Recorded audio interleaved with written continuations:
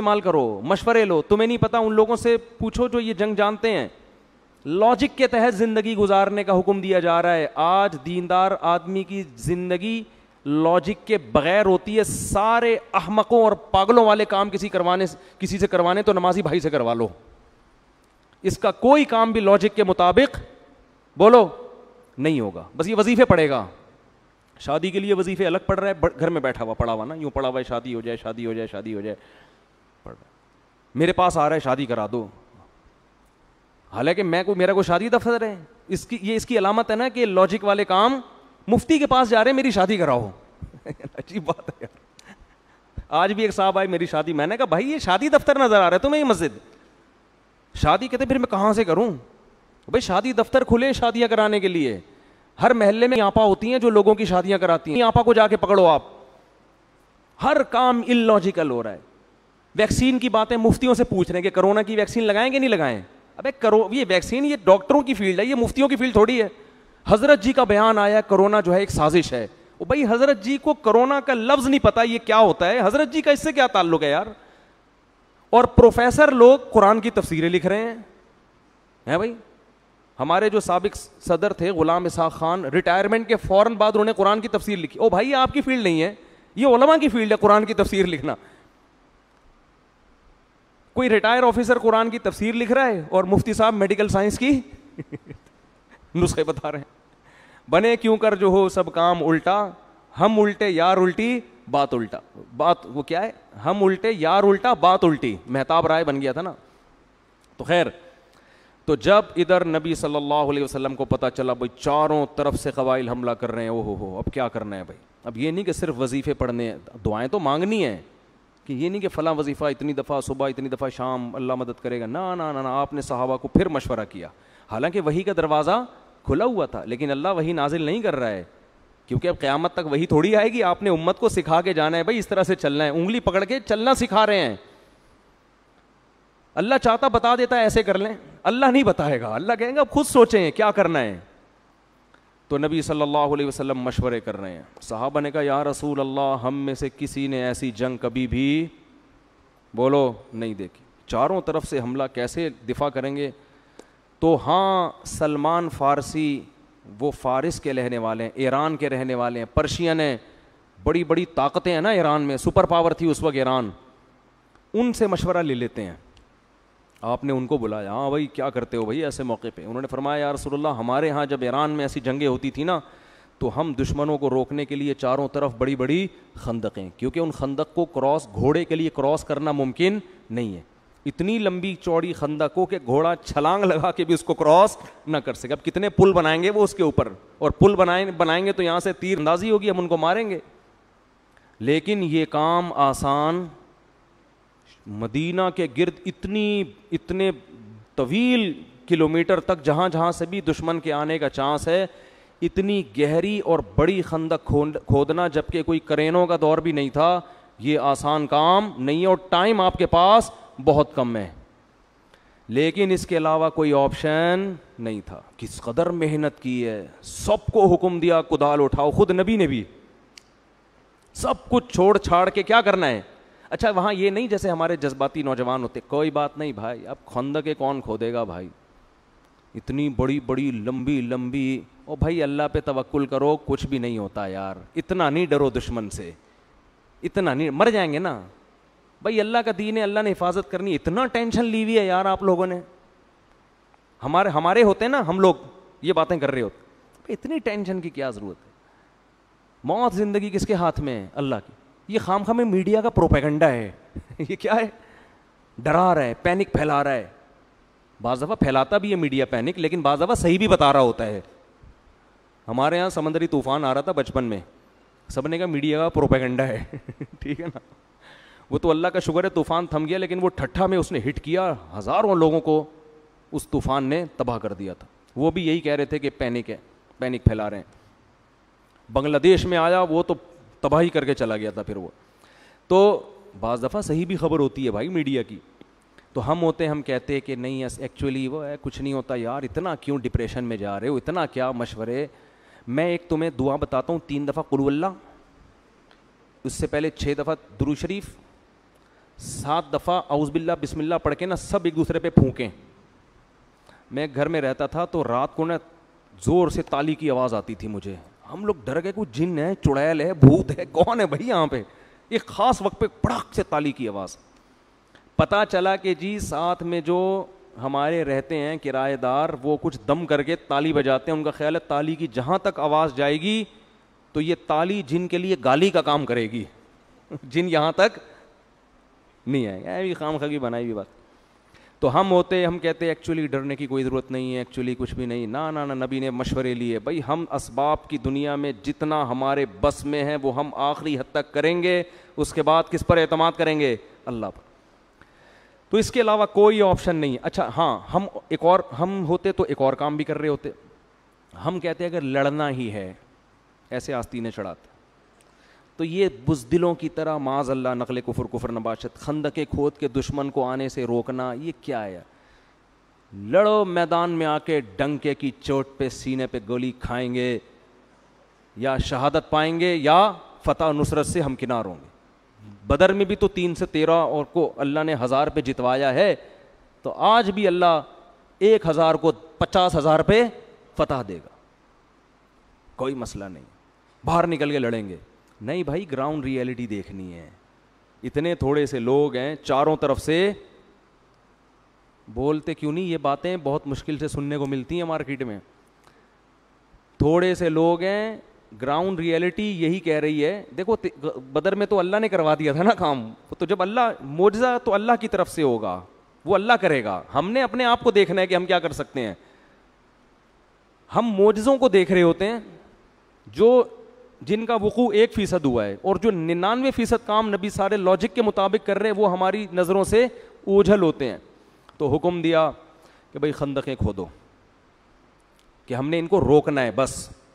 کس قدر مشکل کام, سب کدال لے کے نکل گئے, خود نبی صلی اللہ علیہ وسلم. اور جب آپ نے دیکھا نا میرے یہ جانثار صحابہ بھوک اور پیاس سے تڑپ رہے ہیں اور کیسے محنت کر رہے ہیں, تو آپ صلی اللہ علیہ وسلم نے اس موقع پہ صحابہ کو خوشخبریاں دی ہیں. فرمایا میں فارس اور روم کے کنگن تمہارے ہاتھوں میں دیکھ رہا ہوں. ان قریب اللہ تمہارے ذریعے سے روم اور فارس کی سلطنتوں کو بھی بقیہ ادھیڑے گا, اور ان کے سونے کے کنگن اللہ تمہارے ہاتھوں میں پہنچائے گا. تو یہ خوشخبریاں محنت کرنے کے بعد. ابھی گراؤنڈ ریئلٹی تو یہ کہہ رہی ہے کہ اپنا دفاع, لیکن فرمایا ہوگا, تم حملے کرو گے بڑے بڑے ملکوں پر. اور حضرت عمر کے دور میں فارس فتح ہو گیا, ایران پہ حملہ ہوا تھا حضرت عمر کے دور میں, سوچ بھی نہیں سکتے تھے اتنی جلدی یہ ہو جائے گا. اور ایران کی شہزادیاں گرفتار ہو کے آئی تھیں آپ کی دلچسپی کے لیے. ٹھیک ہے, بور ہو رہے ہیں نا آپ لوگ. کسی نوجوان کو بتاؤ نا ایران فتح ہو گیا, اس کو نہیں, بالکل یوں پڑا رہے گا اچھا فتح ہو گیا. اس کو بتاؤ کہ وہاں کی شہزادیاں گرفتار ہو کے آئیں, ایک دم جوش میں آ جاتے ہیں لڑکے. اچھا جی بیان. ہمارے ایک استاذ ہیں, وہ یوگا کی ایکسرسائز کرواتے ہیں. یوگا کی, یہ قرآن وہاں رکھ دیں, یوگا کی ایکسرسائز کرواتے ہیں.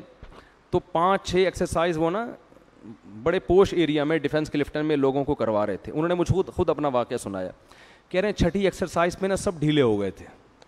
اب اٹھائیں, میں 7ویں پہ میں نے ان سے کہا اب آپ کھڑے ہو کے یوں کر رہے ہیں, وہ آہستہ آہستہ, تو سب تھک گئے. تو کہہ رہے ہیں میں نے 8ویں ایکسرسائز پہ کہا کہ اب میں آپ کو ایک ایسی ایکسرسائز بتاؤں گا جو آپ کی مردانہ قوت کے لیے بہت بہتر ہے. ایک دم کہہ رہے ہیں سارے سیدھے ہو کے, ایسے لگا جیسے ان میں کرنٹ پیدا ہو گیا.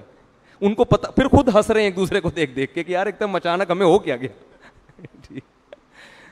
اچانک ہمیں ایک دم سے ہو کیا گیا. تو پھر شرمندہ بھی ہو رہے تھے ایک دوسرے سے, یعنی لاشعور میں ان کے لاشعوری طور پر نا ایک دم فٹ فاٹ ہو گئے. تو خیر ادھر کیا ہوا ہے کہ جب چاروں طرف پھر کس قدر قحط, بھوک, اور نبی کے پیٹ پہ 2 پتھر, اور کئی پرانے دن پرانا گوشت کھانے کو مل رہا, پرانی چربی کھا رہے ہیں, اور پھر اللہ کی طرف سے معجزے ظاہر ہونا شروع ہوئے.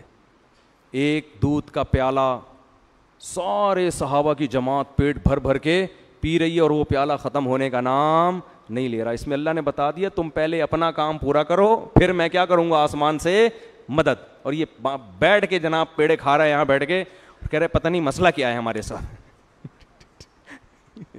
ہر مسئلے میں کہہ رہا تو پتہ نہیں اللہ کو میرے ساتھ ہی کوئی مسئلہ ملا ہے, میرے ہی کوئی کام پورا نہیں ہوتا, باقی سب کے سارے کام پورے ہو رہے ہوتے ہیں. تو خیر پھر کیا ہوا ہے کہ پھر اللہ کی مدد آئی, وہاں سے دونوں طرف سے تیر اندازی ہو رہی ہے, وہ تو گھیر لیا انہوں نے چاروں طرف سے, اب تیر اندازی ہو رہی ہے. اتنی زیادہ تیر اندازی ہوئی ہے کہ آپ صلی اللہ علیہ وسلم کی پہلی مرتبہ 4 نمازیں قضا ہوئی ہیں. اتنا ٹائم بھی نہیں ملا کہ نماز کو اپنے وقت پہ پڑھ سکیں. پھر اللہ نے جنگ کی حالت میں نماز کے طریقہ نازل کیا کہ اب جنگ میں بھی نماز قضا نہیں ہوگی, اب ایسے پڑھنی ہے, آئندہ کبھی جنگ ہو تو ایسے نماز پڑھنی ہے. تو خیر پھر ان کے وہ اکھڑ گئے, وہ طوفان آیا اور بہرحال وہ شکست کھا کے واپس چلے گئے. اس کے بعد آپ صلی اللہ علیہ وسلم نے فرمایا کہ اب پہل کون کرے گا؟ بولو, نہیں آ رہا مزہ یار, ان میں جتنی سکت تھی نا یہ انہوں نے کر لی, اب پہل کون کرے گا؟ اب ہم کریں گے. پھر 10,000 کا لشکر لے کے آپ صلی اللہ علیہ وسلم نے مکہ پہ حملہ کیا. وہ اتنا بڑا لشکر تھا کہ لڑائی کے تھوڑی ہلکی پھلکی جھڑپیں ہوئیں اور لڑائی کے بغیر ہی پورا مکہ فتح ہو گیا. اور آپ نے مکہ میں جاتے ہی چند لوگوں کے سوا سب کے لیے عام معافی کا اعلان کر دیا, سب کے لیے. لا تثریب علیکم اليوم, فرمایا میں وہی کہوں گا جو یوسف نے اپنے بھائیوں سے کہا تھا کہ آج تم سے کوئی بدلہ نہیں. لیکن چند ایسے لوگ تھے جن کے بارے میں آپ نے حکم دیا کہ ان کو جہاں پاؤ قتل کر دو. ایسے لوگ بھی تھے کہ اگر وہ بیت اللہ کا غلاف بھی پکڑا ہوا ہے تو فرمایا اس کو قتل کر دو, کیونکہ وہ ایسے اتنے سخت ظالم تھے کہ ان کی معافی نبی صلی اللہ علیہ وسلم نے قبول نہیں کی. اور پھر مشرکین کو مہلت دی کہ تمہارے پاس 4 مہینے ہیں, 4 مہینے تم اسلامی حکومت کو دیکھو, تمہیں سمجھ میں آتا ہے قبول کرو, نہیں آتا تو پھر اللہ کا تمہارے خلاف اعلان جنگ ہے, کیونکہ حرم میں مشرک کو برداشت نہیں کیا جائے گا. تو پھر اس کے بعد پھر تو جنگوں کا ایسا سلسلہ شروع ہوا ہے. پھر جناب تبوک کی لڑائی ہو رہی ہے, غزوہ حنین ہو رہی ہے. اچھا اس کے بعد غزوہ حنین ہوئی, صحابہ نے کہا ہم تھوڑے تھے, اللہ ہمیں فتح عطا فرماتا تھا, اور اب تو ہم بہت زیادہ ہو گئے ہیں. تو حنین کی لڑائی ہوئی جس میں 4,000 تیروں کی, کہتے ہیں اس سے بڑی تیر اندازی والی لڑائی اس سے پہلے کبھی بھی نہیں ہوئی. تو اتنی بڑی لڑائی ہوئی ہے کہ صحابہ کے بہت سے صحابہ کے دل میں یہ خیال پیدا ہوا کہ ہم کمزور تھے تو فتح تھی, اب تو ہم کیا ہیں, بہت طاقتور. تو اللہ کو صحابہ کے دل میں اس خیال کا آنا پسند نہیں آیا کہ پہلے بھی اللہ کی وجہ سے مدد تھی, اب بھی کس کی وجہ سے؟ اللہ. تو غزوہ حنین میں بھی فتح کے بجائے شکست ہو گئی. اور نبی صلی اللہ علیہ وسلم وہاں بھی کھڑے ہوئے تھے اور یہ شعر پڑھ رہے تھے. آپ صلی اللہ علیہ وسلم نے شاعری سے دلچسپی نہیں تھی, لیکن میدان جنگ میں آپ شعر پڑھنا شروع کر دیا کرتے تھے. شعر پڑھ رہے تھے, انا النبی لا کذب انا ابن عبد المطلب, میں عبد المطلب کا بیٹا ہوں, میں نبی ہوں, اس بات میں کوئی جھوٹ نہیں ہے, جوش دلانے کے لیے نا. تو بہرحال شکست ہوئی صحابہ کو. تو اللہ نے قرآن میں اس کا بھی تذکرہ کیا, اذ اعجبتکم کثرتکم, تمہاری کثرت نے تمہیں خود پسندی میں ڈال دیا تھا, تو اس کی وجہ سے اللہ نے تمہیں کیا دی ہے؟ شکست. پھر پتہ چلا جی رومی حملہ کر رہے ہیں تبوک کے موقع پہ, وہ 1000 کلومیٹر سے بھی زیادہ دور. آپ دیکھیں تبوک مدینہ سے کتنا دور ہے, وہ اتنا دور تبوک کہ پھر نبی نے حکم دیا بھائی اب وہاں جانا ہے. بس وہ دن اور خلافت عثمانیہ, اس وقت سے اب تک امت کیا کر رہی ہے؟ بولو, لڑتی آ رہی ہے. نہیں آ رہی میرا خیال ہے. اب بھی بارڈر پہ کیا چل رہی ہے؟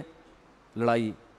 نبی صلی اللہ علیہ وسلم نے فرمایا الجہاد ماض منذ بعثنی اللہ الی یوم القیامہ, جب سے اللہ نے مجھے دنیا میں بھیجا ہے اس وقت سے جہاد ہمیشہ چلتا رہے گا. کب تک ہوتا رہے گا؟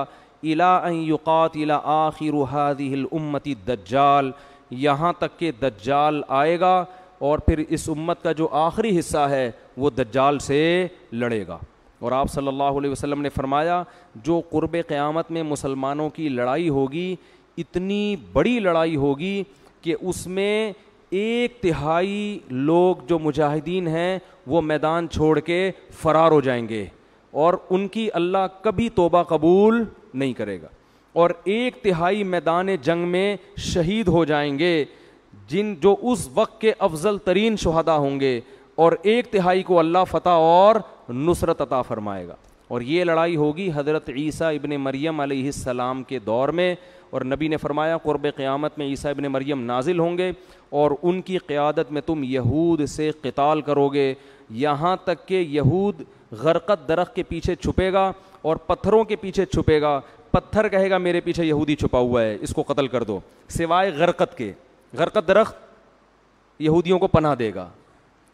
تو پھر حدیث میں آتا ہے کہ حضرت عیسیٰ علیہ السلام کے آنے کے بعد پوری دنیا میں کفر ختم ہو جائے گا، اور پھر پوری دنیا میں نا سب نیک پرہیزگار، کوئی چرسی نظر نہیں آئے گا آپ کو، کوئی کرپشن نظر بولو نہیں، سب، کیونکہ اتنے معجزے، اتنا کچھ نشانیاں ظاہر ہو چکی ہوں گی اور ایسی لڑائیاں ہو چکی ہوں گی کہ فساد ختم۔ اور حضرت عیسیٰ علیہ السلام، ابھی تو کسی غیر مسلم کو قتل کرنے کی اجازت نہیں ہے، اسلام نے آزادی رکھی ہے، کوئی اسلام تلوار سے کبھی نہیں پھیلا، کوئی ایک تاریخ میں واقعہ نہیں دکھا سکتے کسی غیر مسلم کو تلوار سے مسلمان کیا ہو۔ لا اکراہ فی الدین، قرآن نے کہہ دیا دین میں زبردستی نہیں ہے، جس نے آنا آئے، نہیں آنا نہیں آئے۔ لیکن عیسیٰ ابن مریم کے دور میں حجت اتنی تمام ہو چکی ہوگی کہ احادیث سے پتہ چلتا ہے اما الاسلام و اما السیف، حضرت عیسیٰ کا جو نعرہ ہوگا یا تو اسلام ورنہ کیا ہے، تلوار، کیونکہ اسلام کی حقانیت اور اس کی نشانیاں اتنی واضح ہو چکی ہوں گی کہ اب کسی غیر مسلم کے پاس عذر نہیں ہوگا کہ مجھے تحقیق نہیں ہے، تو خاتمہ ہوگا، یاجوج ماجوج بھی اسی وقت نکلیں گے، ان سے بھی لڑائی ہوگی، بالآخر پھر ایسا امن دنیا میں قائم ہوگا حضرت عیسیٰ علیہ السلام کے دور میں۔ نبی صلی اللہ علیہ وسلم نے فرمایا پھر تقویٰ ہوگا تو اللہ کی طرف سے آسمان سے ایسی برکتیں نازل ہوں گی، لوگ زکوٰۃ لے لے کے گھومیں گے، کوئی زکوٰۃ لینے والا غریب نظر نہیں آئے گا، غریبی مارکیٹ سے کیا ہو جائیں گے ہماری حکومت بھی غریبوں کو مارکیٹ سے شارٹ کر رہی ہے، اس کا طریقہ یہ ہے کہ غربت ختم کرنے کے لیے حکومت کی پالیسی یہ ہے کہ غریبی کو ختم کر دو، یہ بہترین طریقہ ہے غربت ختم کرنے، سارے غریب کنٹرین میں بند کر کے اڑا دو ان کو، یہ بھی ایک طریقہ ہے، ہمارے ہاں ایک پیکج چل رہا ہے، یا بھوک سے مار دو ان کو ٹھیک ہے نا، لیکن حضرت عیسیٰ کے دور میں ایسا نہیں ہوگا، تو لوگ لے کے گھومیں گے، کوئی زکوٰۃ لینے والا نہیں ملے گا۔ پھر حدیث ترمذی کی حدیث ہے، ایسی آسمان سے برکتیں نازل ہوں گی، نبی نے فرمایا اتنا بڑے بڑے انار پیدا ہوں گے کہ اس کے چھلکے کو لوگ سائبان کے طور پہ استعمال کریں گے، پھل اتنے بڑے اللہ کی طرف سے، انگور کا ایک ایک دانہ کئی لوگ نچوڑ کے اس سے گلاس بھریں گے، اتنے بڑے بڑے انگور، ایک مثال دی ہے کہ پھلوں میں برکت، پھلوں میں ذائقہ، گناہوں کی وجہ سے اللہ چیزوں کی برکت چھین لیتے ہیں۔ دیکھو نا یار، روٹی جو پکتی ہے، ہمیں یاد ہے بچپن میں پکتی تھی، دور تک خوشبو آتی تھی، اب روٹی میں خوشبو ہی ختم ہو گئی، پلاسٹک کھا رہے ہیں ایسا لگتا ہے۔ آم کیسے، آم میں تو پھر بھی ابھی تھوڑی سی لذت باقی ہے، لیکن وہ بھی مزہ آہستہ آہستہ کیا ہو رہا ہے، ختم ہو رہا ہے۔ تو ایسی برکتیں اللہ کی طرف سے نازل ہوں گی۔ تو اور نبی نے فرمایا کہ میری امت کی دو جماعتوں پر اللہ نے جہنم کی آگ کو حرام کر دیا، ایک وہ جو عیسیٰ ابن مریم کے ساتھ مل کے لڑیں گے، اور ایک وہ جو ہندوستان پر حملہ، تو ہندوستان پہ حملہ تو ہو چکا ہے محمد بن قاسم کے دور میں، اور دوسرا فریق وہ جو عیسیٰ ابن مریم کے ساتھ مل کے لڑائی کرے گا۔ تو اللہ ہمیں وہ زمانہ دکھائے جب حضرت عیسیٰ نازل ہوں گے اور ہم ان کے ساتھ مل کے اللہ کی راہ میں جہاد کریں گے۔ اللہ کرے، ہمارے حضرت تو بڑی دعا کرتے تھے لیکن حضرت تو چلے گئے، ٹھیک ہے نا، ہم زندہ ہیں، لیکن ایسا نہ ہو کل کوئی نکلے الفلاحیہ سے میں عیسیٰ ابن مریم ہوں اور دعویٰ شروع کر دے، کیونکہ مارکیٹ میں مہدی اور مسیح نام کے ہول سیل کے حساب سے لوگ پاکستان میں بک رہے ہیں، یہ سعودیہ میں پیدا نہیں ہوتے۔ پاکستان میں ایک شخص نے دعویٰ کیا تھا میں امام مہدی ہوں، بہت لوگوں کو اپنا ہم نوا بنایا تھا ہمارے حضرت کے دور میں، سعودی عرب چلا گیا، حکومت نے پکڑ لیا وہاں نا، وہاں تو حکومت پکڑتے ہی کیا کرتی ہے، تو وارنٹ جاری کیے تو وہ بھاگا، پکڑا نہیں، پکڑنے کے وارنٹ بھاگ گیا، وہ یہاں آیا تو اس سے پوچھا آپ تو امام مہدی، کہنے میں نے رجوع کر لیا ہے، میں نے کیا کر لیا ہے امام مہدی ہونے سے رجوع کر لی۔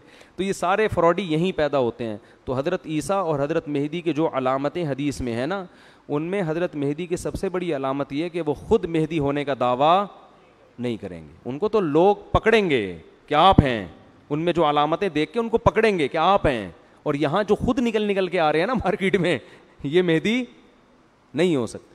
اللہ تعالیٰ سمجھنے کی عمل کی توفیق عطا فرمائے۔ جلدی میں دوسری شادی کرنا چاہتا ہوں مگر بیگم کہتی ہے محبت میرے محبت سحری میں ہے، گئے پانی کے آخری گھونٹ کی طرح ہونی چاہیے. پتہ نہیں کیا کہہ رہے ہیں، جس کو پینے کے بعد دوسرے کی، اس کے بعد میں خاموش ہو جاتا ہوں. جو خاموش ہو گیا بس وہ کچھ نہیں کر سکتا. مفتی صاحب آپ پچھلے بیان میں انشورنس کے بارے میں بتا رہے تھے کہ کیا گاڑی اور بائک کی انشورنس کروانا حرام ہے؟ جی حرام ہے، جائز نہیں ہے. سبحانک اللہم و بحمدک نشہد ان لا الہ الا انت نستغفرک و نتوب الیک.